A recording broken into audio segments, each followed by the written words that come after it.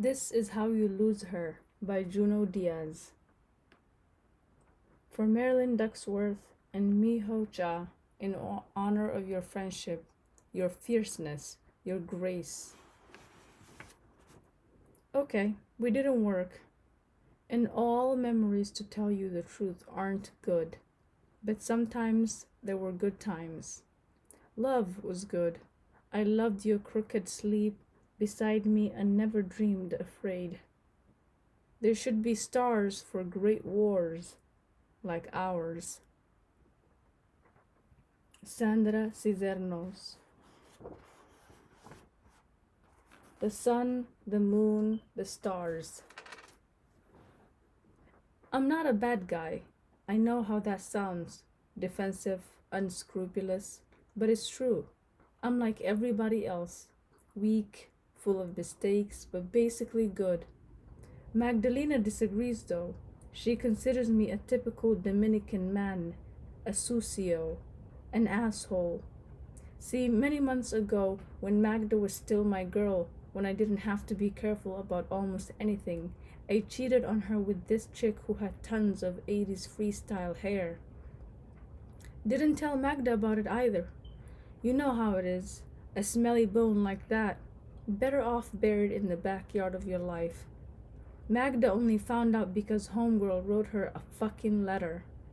And the letter had details. Shit you wouldn't even tell your boys drunk. The thing is, that particular bit of stupidity had been over for months.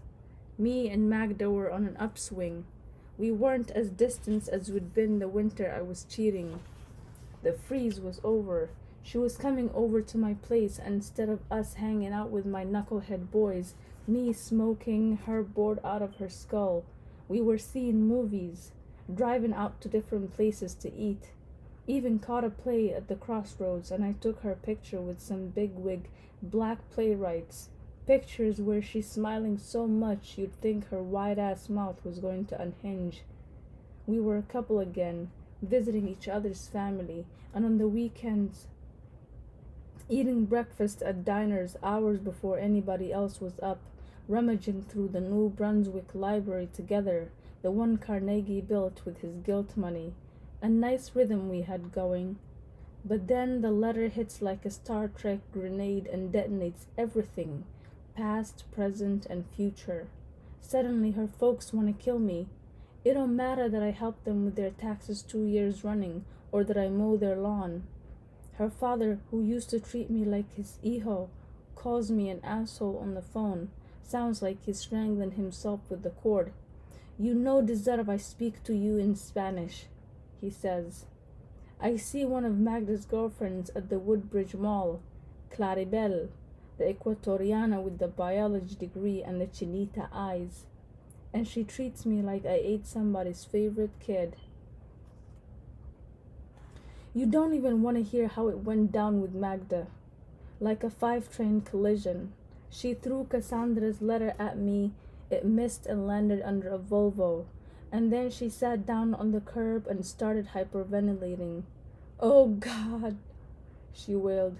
Oh my God. This is when my boys claimed they would have pulled a total fucking denial. Cassandra who? I was too sick to my stomach even to try.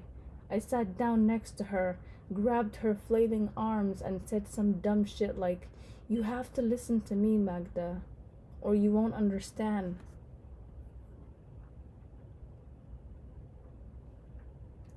Let me tell you about Magda. She's a Bergeline original, short with a big mouth and big hips and dark curly hair you could lose a hand in. Her father's a baker. Her mother sells kids' clothes door to door. She might be nobody's pendeja, but she's also a forgiving soul, a Catholic. Dragged me into church every Sunday for Spanish Mass, and when one of her relatives is sick, especially the ones in Cuba, she writes letters to some nuns in Pennsylvania, asks the sisters to pray for her family. She's the nerd every librarian in town knows, a teacher whose students love her, always cutting shit out for me from the newspapers, Dominican shit. I see her like every week, and she still sends me corny little notes in the mail. So you won't forget me. You couldn't think of anybody worse to screw than Magda. Anyway, I won't bore you with what happens after she finds out. The begging, the crawling over glass, the crying. Let's just say that after 2 weeks of this, of my driving out to her house, sending her letters, and calling her at all hours of the night, we put it back together. Didn't mean I ever ate with her family again or that her girlfriends were celebrating. Those cabronas, they were like, no jamás, never. Even Magda wasn't too hot on the rapprochement at first, but I had the momentum of the past on my side. When she asked me, why don't you leave me alone? I told her the truth. It's because I love you, mommy. I know this sounds like a load of doo-doo, but it's true. Magda's my heart. I didn't want her to leave me. I wasn't about to start looking for a girlfriend because I'd fucked up one lousy time. Don't think it was a cakewalk, because it wasn't. Magda's stubborn. Back when we first started dating, she said she wouldn't sleep with me until we'd been together at least a month, and homegirls stuck to it, no matter how hard I tried to get into her knickknacks. She's sensitive too. Takes to hurt the way water takes to paper. You can't imagine how many times she asked me, especially after we finished fucking, were you ever gonna tell me? This and why were her favorite questions. My favorite answers were yes. And it was a stupid mistake. I wasn't thinking. We even had some conversation about Cassandra, usually in the dark, when we couldn't see each other. Magda asked me if I'd loved Cassandra, and I told her, no, I didn't. Do you still think about her? Nope. Did you like fucking her? To be honest, baby, it was lousy. That one is never very believable, but you got to say it anyway, no matter how stupid and unreal it sounds. Say it. And for a while after we got back together, everything was as fine as it could be. But only for a little while. Slowly, almost imperceptibly, my Magda started turning into another Magda, who didn't want to sleep over as much or scratch my back when I asked her to. Amazing what you notice, like how she never used to ask me to call her back when she was on the line with somebody else. I always had priority. Not anymore. So of course I blamed all that shit on her girls, who I knew for a fact were still feeding her a bad line about me. She wasn't the only one with counsel. My boys were like, fuck her, don't sweat that bitch, but every time I tried, I couldn't pull it off. I was into Magda for real. I started working overtime on her again, but nothing seemed to pan out. Every movie we went to, every night drive we took, every time she did sleep over seemed to confirm something negative about me.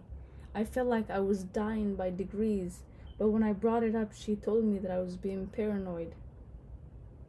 About a month later, she started making the sort of changes that would have alarmed a paranoid nigga. Cuts her hair, buys better makeup, rocks new clothes, goes out dancing on Friday nights with her friends. When I ask her if we can chill, I'm no longer sure it's a done deal. A lot of the time she bartlebees me. Says, no, I'd rather not. I ask her what the hell she thinks this is, and she says, that's what I'm trying to figure out. I know what she was doing, making me aware of my precarious position in her life, like I was not aware. Then it was June. Hot white clouds stranded in the sky, cars being washed down with hoses, music loud outside, everybody getting ready for summer, even us. We'd planned a trip to Santo Domingo early in the year, an anniversary present, and had to decide whether we were still going or not. It had been on the horizon a while, but I figured it was something that would resolve itself. When it didn't, I brought the tickets out and asked her, how do you feel about it? Like it's too much of a commitment. Could be worse. It's a vacation for Christ's sake. I see it as pressure. Doesn't have to be pressure. I don't know why I get stuck on it the way I do, bringing it up every day, trying to get her to commit. Maybe I was getting tired of the situation we were in, wanted to flex, wanted something to change, or maybe I'd gotten this idea in my head that if she said yes, we're going, then shit would be fine between us. Even if she said, no, it's not for me, then at least I know that it was over. Her girls, the sorest losers on the planet, advised her to take the trip and then never speak to me again. She, of course, told me this shit because she couldn't stop herself from telling me everything she's thinking. How do you feel about that suggestion? I asked her. She shrugged. It's an idea. Even my boys were like, nigga, sounds like you're wasting a whole lot of loot on some bullshit. But I really thought it would be good for us. Deep down, where my boys don't know me, I'm an optimist. I thought, me and her on the island, what couldn't this cure?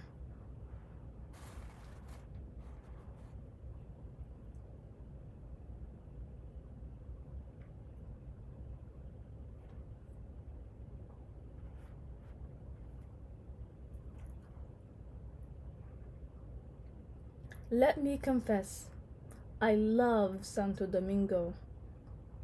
I love coming home to the guys in blazers trying to push little cups of brugal into my hands. Love the plane landing, everybody clapping when the wheels kiss the runway. Love the fact that I'm the only nigga on board without a Cuban link or a flapjack of makeup on my face. Love the redhead woman on her way to meet the daughter she hasn't seen in 11 years. The gifts she holds on her lap like the bones of a saint. Mi hija has tetas now, the woman whispers to her neighbor. Last time I saw her, she could barely speak in sentences. Now she's a woman. Imagínate. I love the bags my mother packs. Shit for relatives and something for Magda. A gift you give this to her no matter what happens. If this was another kind of a story, I'd tell you about the sea. What it looks like after it's been forced into the sky through a blowhole. How when I'm driving from the airport and see it like this, like shredded silver, I know I'm back for real. I tell you how many poor motherfuckers there are. More albinos, more cross-eyed niggas, more tigueres than you'll ever see. And I tell you about the traffic. The entire history of late 20th century automobiles is swarming across every flat stretch of ground.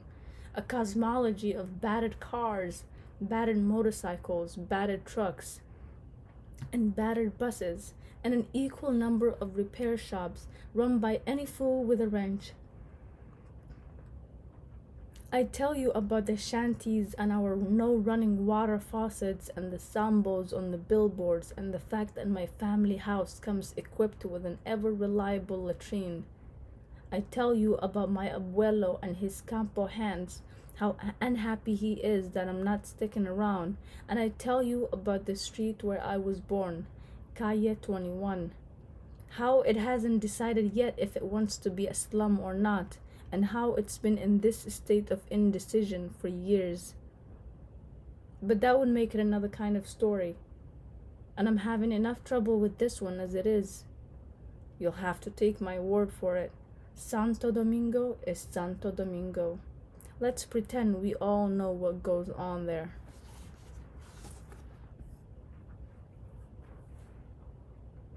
I must have been smoking dust because I thought we were fine those first couple of days. Sure, staying locked up at my abuelo's house bored Magda to tears. She even said so. I'm bored, Junior. But I warned her about the obligatory visit with abuelo.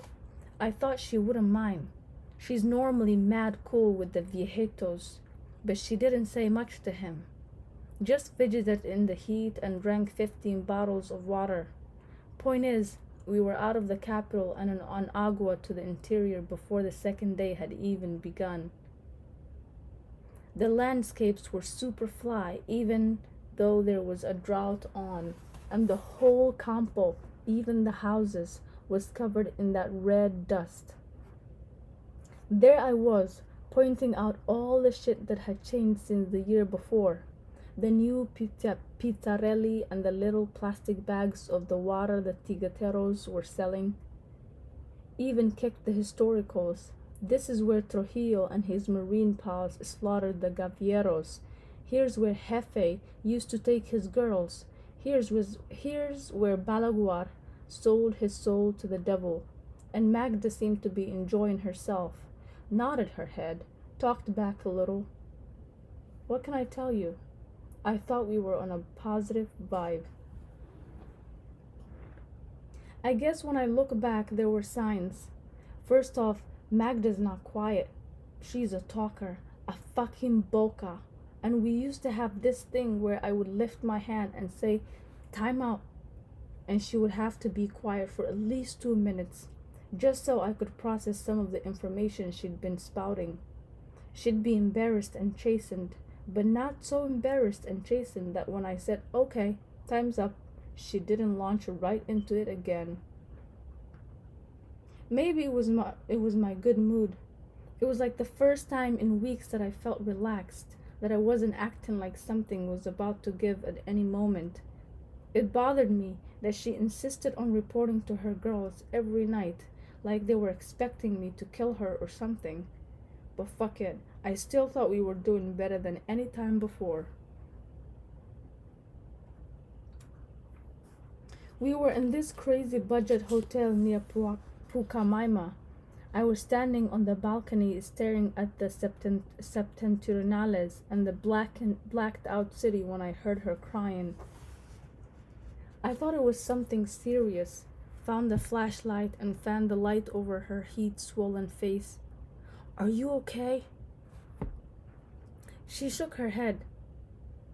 "I don't want to be here." "What do you mean?"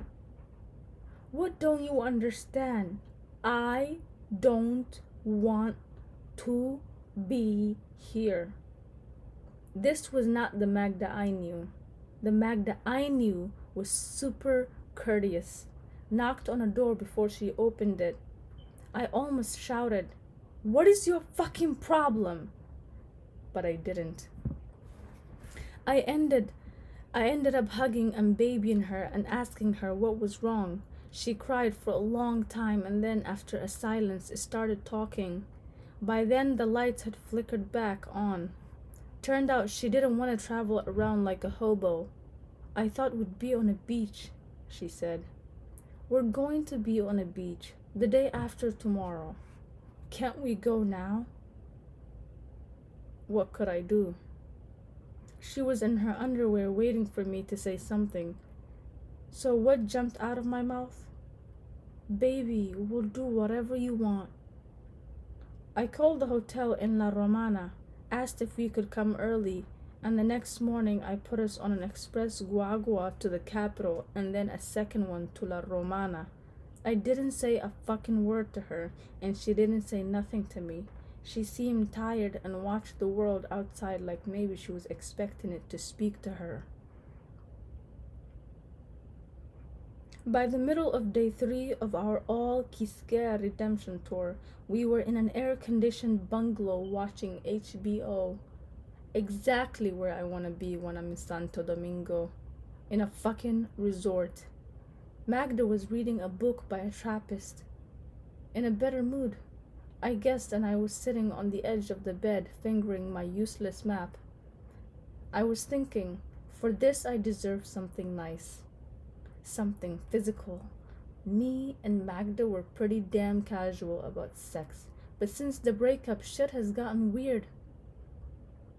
First of all, it ain't regular like before. I'm lucky to score some once a week. I have to nudge her, start things up, or we won't fuck at all. And she plays like she doesn't want it. And sometimes she doesn't, and then I have to cool it. But other times she does want it, and I have to touch her pussy, which is my way of initiating things, of saying, "So, how about we kick it, mommy?" And she'll turn her head, which is her way of saying, "I'm too proud to acquiesce openly to your animal desires, but if you continue to put your finger in me, I won't stop you." Today we started no problem, but then halfway through, she said, "Wait, we shouldn't." I wanted to know why. She closed her eyes like she was embarrassed at herself. "Forget about it," she said, moving her hips under me. "Just forget about it."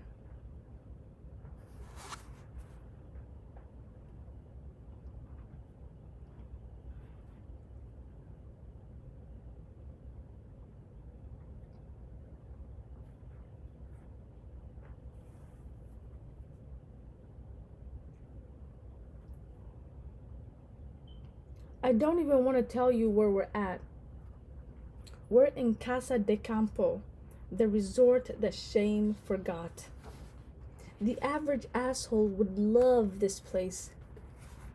It's the largest, wealthiest resort on the island, which means it's a goddamn fortress, walled away from everybody else. Guachimanes and peacocks and ambitious topiaries everywhere. Advertises itself in the States as its own country, and it might as well be. Has its own airport, 36 holes of golf, beaches so white they ache to be trampled, and the only island Dominicans you are guaranteed to see are either caked up or changing your sheets. Let's just say my abuelo has never been here, and neither has yours. This is where the Garcias and the Colons came to relax after a long month of oppressing the masses. Where the Tutumpotes can trade tips with their colleagues from abroad. Chill here too long and you'll be sure to have your ghetto pass revoked. No questions asked. We wake up bright and early for the buffet, get served by cheerful women in Aunt Jemima costumes. I shit you not. These sisters even have to wear hankies on their heads. Magda is scratching out a couple of cards to her family. I want to talk about the day before, but when I bring it up, she puts down her pen, jams on her shades. "I feel like you're pressuring me." "How am I pressuring you?" I ask. "I just want some space to myself every now and then. Every time I'm with you, I have this sense that you want something from me." "Time to yourself," I say. "What does that mean?" "Like maybe once a day, you do one thing, I do another."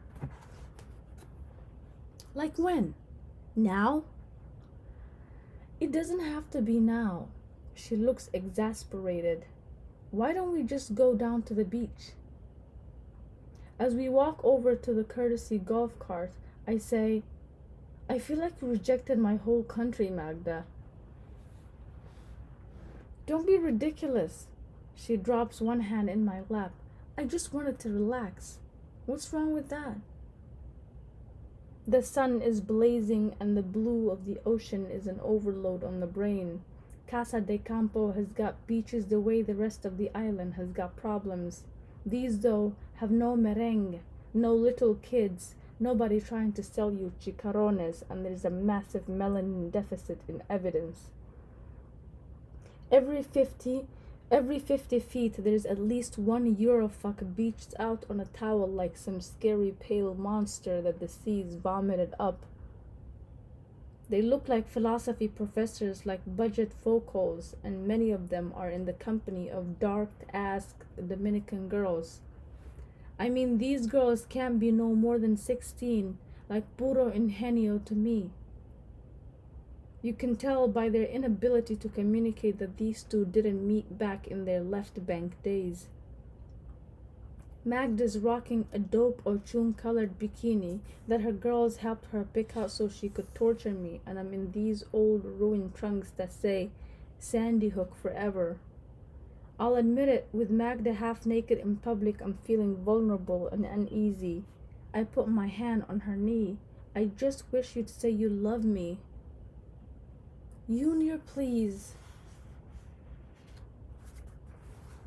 Can you say you like me a lot?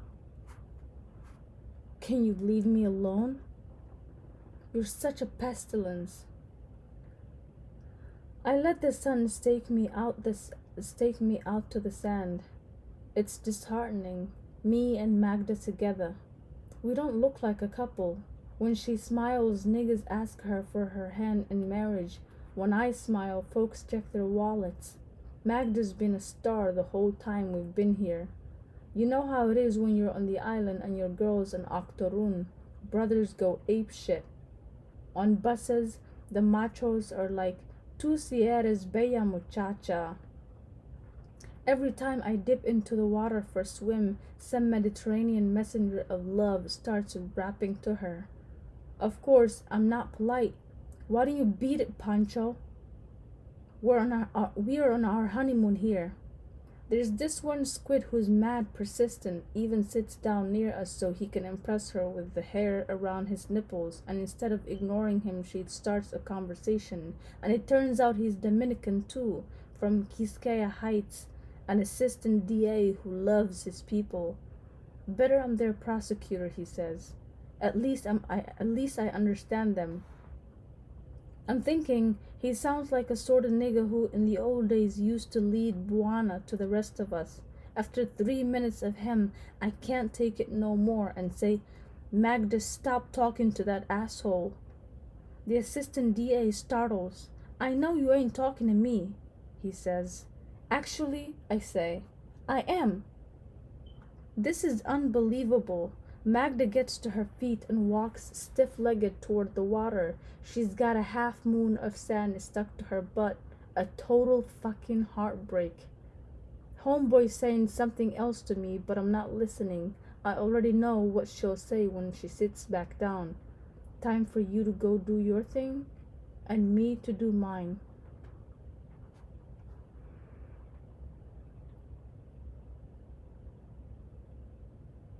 That night I loiter around the pool and the local bar, Club Cacique. Magda nowhere to be found. I meet a Dominicana from West New York. Fly, of course, Trigueña, with the most outrageous perm this side of Dickman. Lucy is her name. She's hanging out with 3 of her teenage girl cousins. When she removes her robe to dive into the pool, I see a spiderweb of scars across her stomach. I also meet these 2 rich older dudes drinking cognac at the bar. Introduce themselves as the vice president and Barbaro, his bodyguard. I must have the footprint of fresh disaster on my face. They listen to my troubles. There are a couple of capos and I'm talking murder. They commiserate. It's 1,000 degrees out and the mosquitoes hum like they're about to inherit the earth. But both these cats are wearing expensive suits, and Barbaro is even sporting a purple ascot. Once a soldier tried to saw open his neck, and now he covers his scar. He covers the scar. "I'm a modest man," he says. I go off to phone the room. No Magda. I check with reception. No messages. I return to the bar and smile. The vice president is a young brother in his late 30s and pretty cool for a chupa barrio. He advises me to find another woman, make her bella and negra. I think Cassandra. The vice president waves his hand and shots of Barcello appeared so fast you'd think it's science fiction.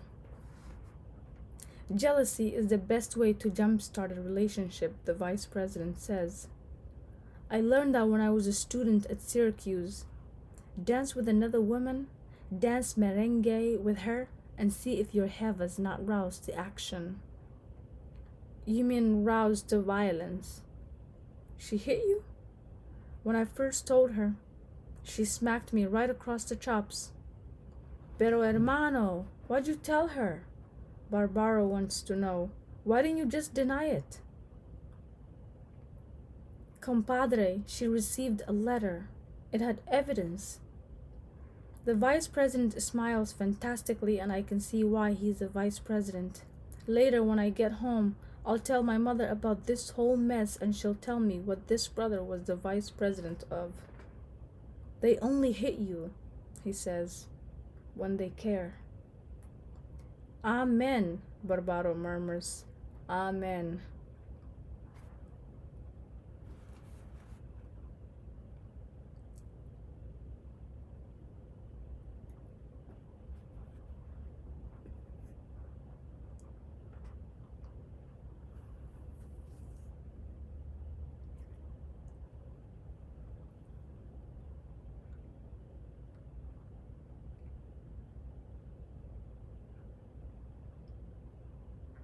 All of Magda's friends say I cheated because I was Dominican, that all us Dominican men are dogs and can't be trusted.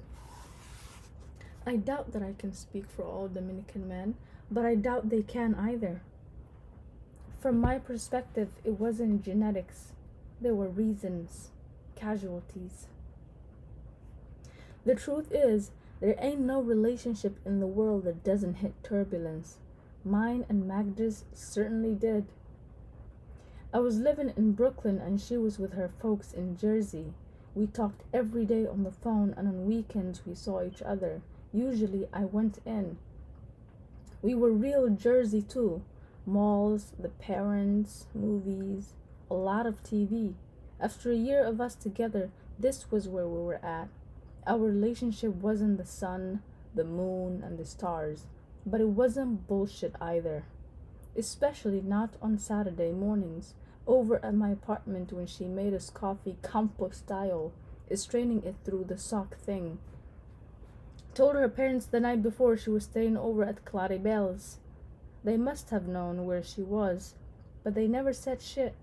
I'd sleep late and she'd read, scratching my back in slow arcs, and when I was ready to get up, I would start kissing her until she would say, "God, Junior, you're making me wet."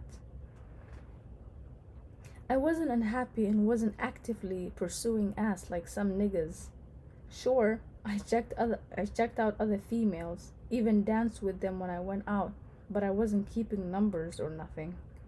Still, it's not like seeing somebody once a week doesn't cool shit out, because it does. Nothing you'd really notice until some new chick arrives at your job with a big butt and a smart mouth, and she's like you on almost immediately, touching your pectorals, moaning about some moreno she's dating who's also treating her like shit, saying, "Black guys don't understand Spanish girls." Cassandra. She organized the football pool and did crossword puzzles while she talked on the phone and had a thing for denim skirts. We got into a habit of going to lunch and having the same conversation. I advised her to drop the moreno. She advised me to find a girlfriend who could fuck.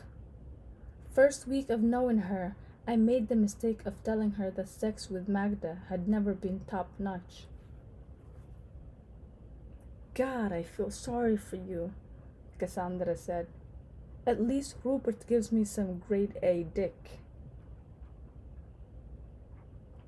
The first night we did it, and it was good, too. She wasn't false advertising. I felt so lousy that I couldn't sleep, even though she was one of those sisters whose body fits next to you perfect. I was like, she knows. So I called Magda right from the bed and asked her if she was okay. "You sound strange," she said. I remember Cassandra pressing the hot cleft of her pussy against my leg and me saying, "I just miss you."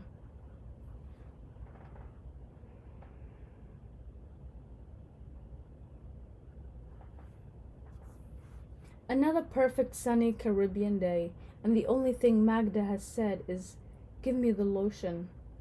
Tonight the resort is throwing a party. All guests are invited. Attire semi-formal, but I don't have the clothes or the energy to dress up. Magda, though, has both. She pulls on these super tight gold lame pants and a matching halter that shows off her belly ring. Her hair is shiny and as dark as night, and I can remember the first time I kissed those curls, asking her, "Where are the stars?" And she said, "They are a little lower, papi." We both end up in front of the mirror. I'm in slacks and a wrinkled chacabana. She's applying her lipstick. I have always believed that the universe invented the color red solely for Latinas. "We look good," she says. It's true. My optimism is starting to come back. I'm thinking, this is the night for reconciliation. I put my arms around her, but she drops her bomb without blinking a fucking eye. "Tonight," she says. She needs space. My arms drop. "I knew you'd be pissed," she says. "You're a real bitch, you know that?" "I didn't want to come here. You made me. If you didn't want to come, why didn't you have the fucking guts to say so?" And on and on and on until finally I just say, "Fuck this," and head out. I feel unmoored and don't have a clue of what comes next. This is the end game, and instead of pulling out all the stops, instead of pongandome más chivo que un chivo, I'm feeling sorry for myself, como un pariguayo sin suerte. I'm thinking over and over, I'm not a bad guy. I'm not a bad guy. Club Cacique is jammed. I'm looking for that girl Lucy. I find the vice president and Barbaro instead. At the quiet end of the bar, they are drinking cognac and arguing about whether there are 56 Dominicans in the major leagues or 57. They clear out the space for me and clap me on the shoulder. "This place is killing me," I say. How dramatic. The vice president reaches into his suit for his keys. He's wearing those Italian leather shoes that look like braided slippers. "Are you inclined to ride with us?" "Sure," I say. Why the fuck not? "I wish to show you the birthplace of our nation." Before we leave, I check out the crowd. Lucy has arrived. She's alone at the edge of the bar in a fly black dress, smiles excitedly, lifts her arm, and I can see the dark stubbed spot in her armpit. She's got sweat patches over her outfit and mosquito bites on her beautiful arms. I think I should stay, but my legs carry me right out of the club. We pile in a diplomat's black BMW. I'm in the back seat with Barbaro, the vice president's up front driving. We leave Casa de Campo behind in the frenzy of La Romana, and soon everything starts smelling of processed cane. The roads are dark. I'm talking no fucking lights, and in our beams the bugs swarm like a biblical plague. We are passing the cognac around. I'm with the vice president. I figure, what the fuck? He's talking about his time in upstate New York, but so is Barbaro. The bodyguard suit's rumpled and his hand shakes as he smokes his cigarettes. Some fucking bodyguard. He's telling me about his childhood in San Juan, near the border of Haiti. Laborious country. "I wanted to be an engineer," he tells me. "I wanted to build schools and hospitals for the pueblo." I'm not really listening to him. I'm thinking about Magda, how I'll probably never taste her choca again. And then we're out of the car, stumbling up a slope through the bushes and gueño and bamboo, and the mosquitoes are chewing us up like we're the special of the day. Barbaro's got a huge flashlight, a darkness obliterator. The vice president's cursing, trampling through the underbush, saying, "It's around here somewhere." This is what I get for being in office so long. It's only then I notice that Barbaro's holding a huge fucking machine gun and his hand ain't shaking no more. He isn't watching me or the vice president. He's listening. I'm not scared, but this is getting a little too freaky for me. What kind of gun is that? I asked by way of conversation. A P90. What the fuck is that? Something old made new. Great, I'm thinking a philosopher. It's here, the vice president calls out. I creep over and see that he's standing over a hole in the ground. The earth is red, bauxite, and the hole is blacker than any of us.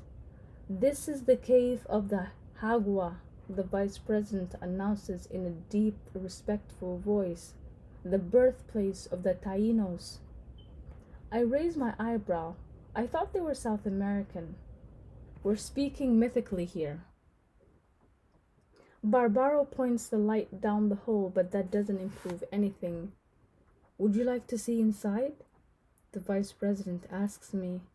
I must have said yes, because Barbaro gives me the flashlight and the two of them grab me by my ankles and lower me into the hole. All my coins fly out of my pockets. Bendiciones. I don't see much. Just some old colors on the eroded walls and the vice president's calling down. Isn't it beautiful? This is the perfect place for insight, for a person to become somebody better. The vice president probably saw his future self hanging in this darkness, bulldozing the poor out of their shanties, and Barbaro, too, buying a concrete house for his mother, showing her how to work the air conditioner. But me, all I can imagine is a memory of the first time me and Magda talked. Back at Rutgers, we were waiting for an E-bus together on George Street and she was wearing purple. All sorts of purple. And that's when I know it's over. As soon as you start thinking about the beginning, it's the end. I cry, and when they pull me up, the vice president says, indignantly, God, you don't have to be a pussy about it. That must have been some serious island voodoo. The ending I saw in the cave came true. The next day we went back to the United States. 5 months later, I got a letter from my ex-baby. I was dating someone new, but Magda's handwriting still blasted every molecule of air out of my lungs. It turned out she was also going out with somebody else. A very nice guy she'd met. Dominican, like me. Except he loves me, she wrote. But I'm getting ahead of myself. I need to finish by showing you what kind of fool I was. When I returned to the bungalow that night, Magda was waiting up for me, was packed. Looked like she'd been bawling. I'm going home tomorrow, she said. I sat down next to her, took her hand. This can work, I said. All we have to do is try.